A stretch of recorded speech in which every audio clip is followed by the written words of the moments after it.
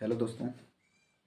Hello दोस्तों, आज हम लोग क्लास 12 के लिए महत्वपूर्ण इंपॉर्टेंट ऑब्जेक्टिव क्वेश्चन देखने की कोशिश करेंगे, जिसमें कि आपके किताब के भी क्वेश्चन होंगे और ग्रामर के भी क्वेश्चन होंगे। तो समझने की कोशिश करिएगा। एक ही क्वेश्चन को देखने की कोशिश करेंगे।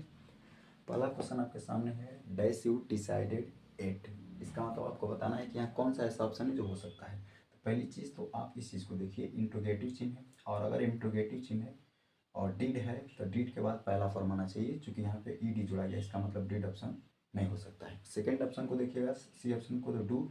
आप जानते हैं कि डू और डज के बाद भी क्रिया का फर्स्ट फॉर्म आता है, इसका मतलब ए भी ऑप्शन नहीं हो सकता है। आपके पास केवल दो ऑप्शन है। ऑप्शन नंबर ए को देखिएगा तो हैज आएगा, और ऑप्शन नंबर डी को देखिएगा तो हैव आएगा। क्योंकि आप जानते हैं कि you is a plural subject and plural subject takes the plural verb, यानी जो प्लूरल सब्जेक्ट होती है वो हमेशा प्लूरल वर्ब लेती है, तो कभी भी हैज नहीं आ सकता है। इसका मतलब इसका आंसर क्या होगा, ऑप्शन नंबर डी।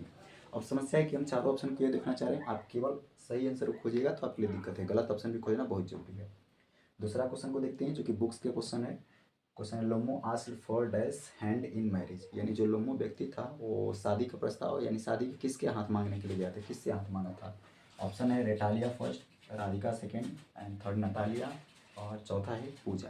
तो आपको जानना होगा, कोशिश करिएगा, ठीक है। इसका राइट आंसर होगा, तो किताब का क्वेश्चन है, इसका कोई ग्रामर नहीं है, आंसर होगा नटालिया। नटालिया जो थी, जो कि चुबक्को की बेटी थी, उससे क्या करना चाहता था, शादी। इंपॉर्टेंट क्वेश्चन क्या है, नटालिया की उम्र 25 वर्ष थी, 25 ईयर्स, और जो लोमो था वो कितने साल का था, 35 ईयर्स।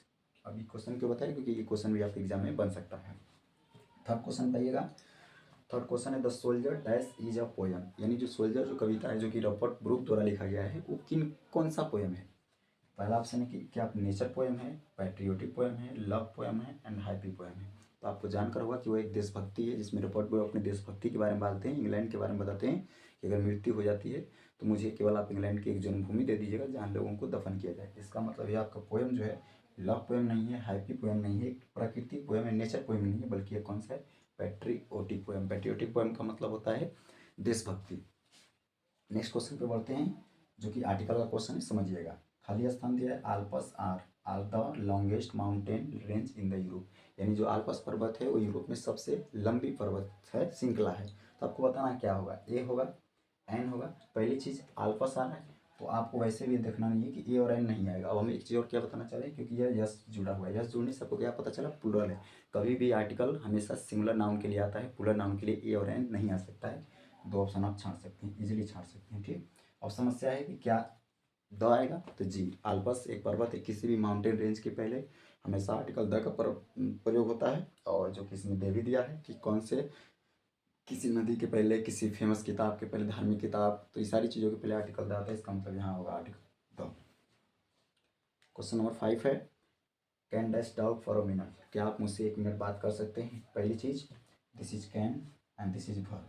हम जानते हैं कि कैन है इंट्रोगेटिव सेंटेंस है, कैन को पहले भेजा, इसका मतलब इसके बाद हमें सब्जेक्ट चाहिए, यानी सब्जेक्टिव केस। कभी भी सब्जेक्टिव केस क्या होता है, जैसे ही, सी, इट, यू, दे और आई, वी, ये सारे सब्जेक्टिव क्वेश्चन है। इसका ऑब्जेक्टिव केस हिम, इसका सब्जेक्टिव केस और इसका ऑब्जेक्टिव केस इट ही होता है, चूँकि यू का भी ऑब्जेक्टिव केस यू ही होता है, दे का देम होता है, आई का मी होता है, वी का अस होता है। यानी आपको सब्जेक्टिव केस चाहिए, जो ऑप्शन सब्जेक्ट है उसको छांट दीजिएगा। तो ध्यान से देखिएगा, हर क्या होता है, कहीं यहीं पर लिखे होंगे ऑब्जेक्टिव केस, हमें ऑब्जेक्टिव केस नहीं चाहिए। वी को स्किप करिए, हिम को देखिए ऑब्जेक्टिव केस है, देम क्या ऑब्जेक्टिव केस से काट दीजिए, और वी को ध्यान से देखेंगे तो सब्जेक्टिव होगा।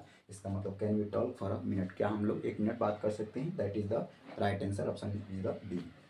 लास्ट क्वेश्चन है आज क्लास का, शाहजहाँ डैश द ताजमहल, यानी शाहजहाँ ने ताजमहल को बनाया। तो आपको क्या इन्फॉर्मेशन मिल रही है, ताजमहल बन चुका है, कंप्लीट हो चुका है, ठीक, और एक इन्फॉर्मेशन को दिखा रहा है। और हम पास्ट इंडिफिनिट में आपको बताएंगे कि जो इन्फॉर्मेशन को कन्वे करता है वो इंडिफिनिट को दिखाता है, और टाइम बीत भी चुका है तो पास्ट इंडिफिनिट होगा। अब समस्या क्या है, पास्ट इंडिफिनिट है, बिल्कुल नहीं। क्या सब्जेक्ट के बाद डायरेक्टली आईएनजी फॉर्म आ सकता है, एकदम नहीं आ सकता, इन सब ऑप्शन काट सकते हैं। अब समस्या है कि ए या डी होगा। बहुत सारे विद्यार्थी जो कि ऑप्शन नंबर ए भी राइट आंसर कर रहे होंगे, तो मैं बता देना चाह रहा हूँ कि वो आंसर गलत है। क्यों, क्योंकि हर वर्ब के ईडी जोड़कर आप थर्ड फॉर्म या सेकंड फॉर्म नहीं बना सकते हैं, यानी बिल्ड का बिल्डेड नहीं होता। ऑप्शन एग्जामिनर ने इसीलिए पहले दिया है, तो इसका आंसर होगा बिल्ड। सेकंड फॉर्म क्या होता है, बिल्ड होता है, थर्ड फॉर्म बिल्ड होता है, ठीक। आज के लिए इतना ही लेते हैं, बाकी नेक्स्ट क्लास में।